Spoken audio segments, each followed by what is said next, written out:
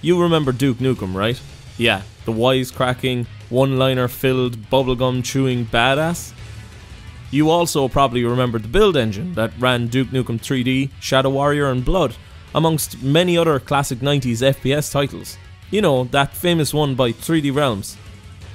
Well, then surely you'll remember Bombshell, the 2016 top-down action role-playing game, right?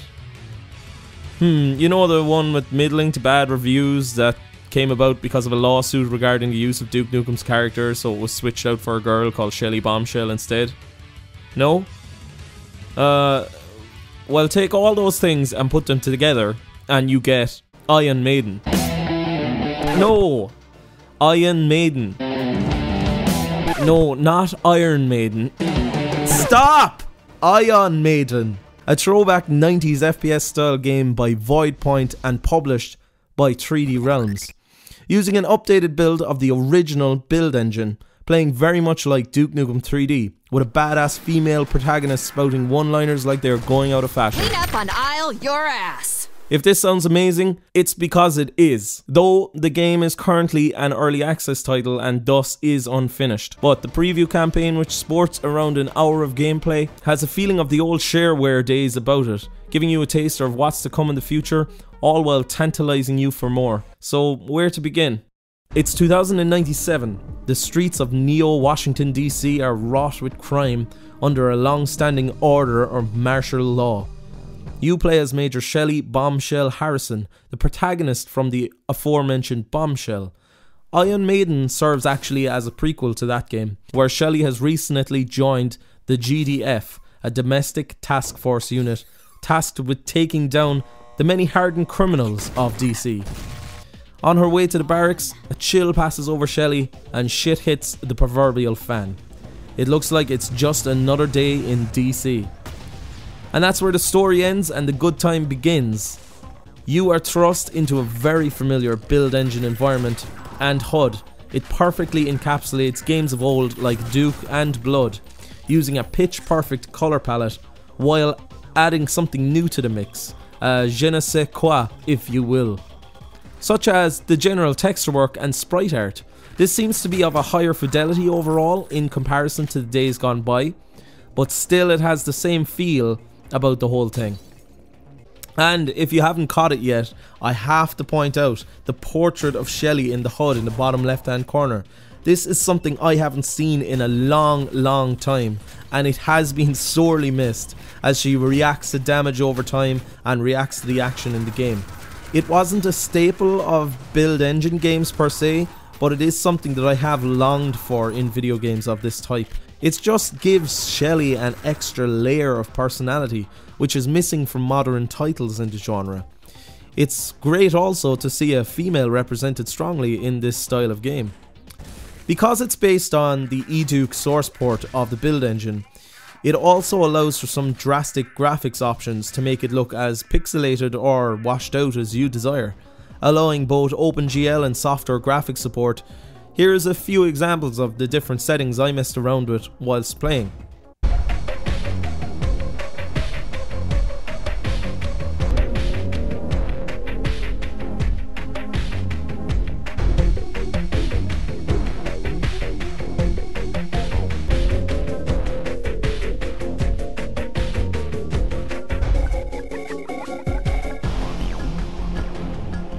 The environments on display in this short preview campaign amount to office blocks, urban street settings and subway stations, in a decidedly cyberpunk style with many interactable objects on display. The atmosphere in these locations is pitch perfect. Now, it wouldn't be a build game without interactable objects and your usual affair of toilets, hand dryers, computer terminals, security consoles and breakable objects amongst much else is on show here, very much so in the game. But a standout which I haven't seen before is a wall socket, which on touching it removes 1 health every time you touch it. I thought it was a very smart little design choice.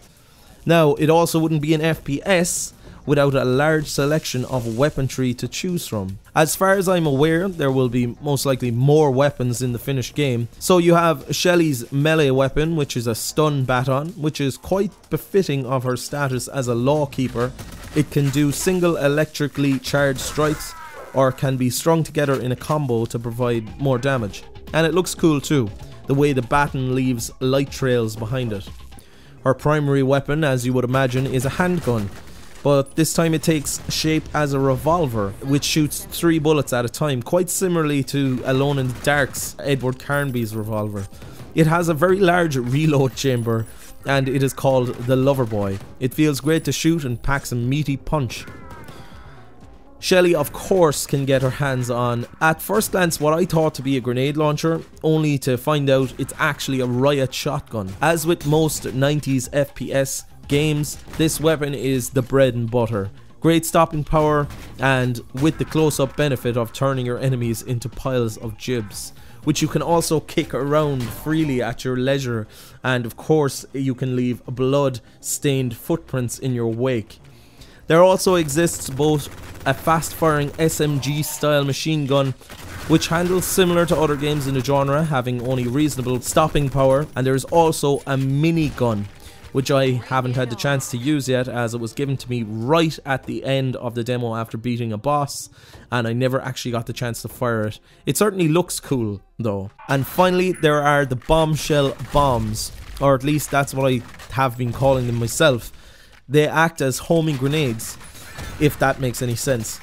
It's fitted with a skull logo, and these cause extreme damage and can be found in abundance throughout the preview. They are fantastic for crowd control and can make quick work of a variety of bad guys in the game. It reminded me very much so of the TNT actually from Blood. It handles quite similar. I also really liked that you could throw a bomb, and if it didn't go off, you could actually collect it after a fight with a few enemies. So that was quite a good mechanic to have in the game. Waste not, want not, and all that. Speaking of bad guys, this is probably one of the places where I feel the game could improve upon. It more or less amounts to 3 different shooty bang bang bad guys. We have the normal shooty bang bang man, we have the shotgun shooty bang bang man, and we have the red shooty bang bang man. Now, the red guys do actually add a bit more strategy to the game, and overall the difficulty is well balanced and tough but fair, which is a positive, though I really do hope they bring more varied non-humanoid like enemies to the table as the game moves out of early access. Though there is one enemy which touches on this that I didn't mention. It is a cyborg spider head, which has much in common with Half-Life's head crabs. This reminded me also for some reason very strongly of Teenage Mutant Ninja Turtles. In fact, the whole game kinda did. It has that great radical cyberpunk early 90s thing going on, which is very welcome as far as I'm concerned. Now, with all good things though, there comes a little bad. Now, the bad amounts to just small things really.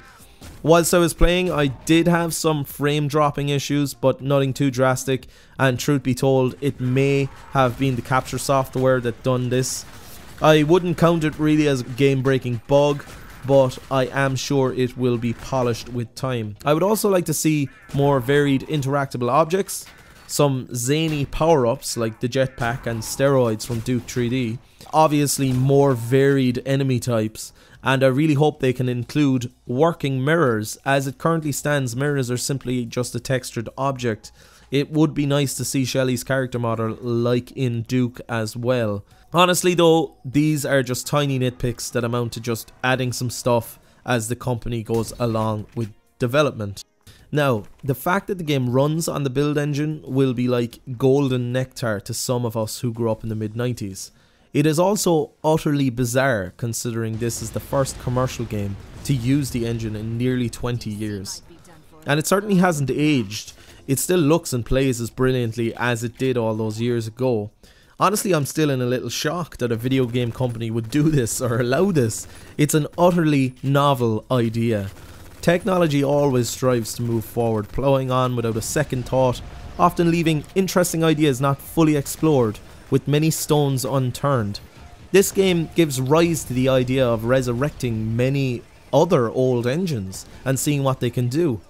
If it's nostalgia a developer hopes to achieve and monetize on, using the original engine of said games would perfectly capture the feel of the game it's trying to emulate.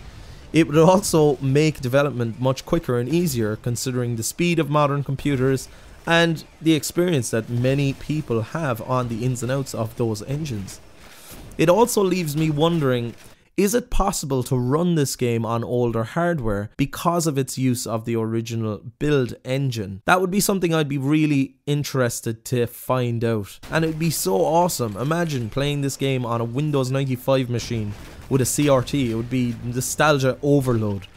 Anyway, look, I digress. Ion Maiden is a top class example of a throwback video game, and I am very, very excited to see how this project evolves over time. It certainly is shaping up to kick ass and chew bubblegum. I'm Jack, this is Hit the Snake. Goodbye! Hit the snake. Videos for no one watches now. Hit the snake. Looking at lovely things we have.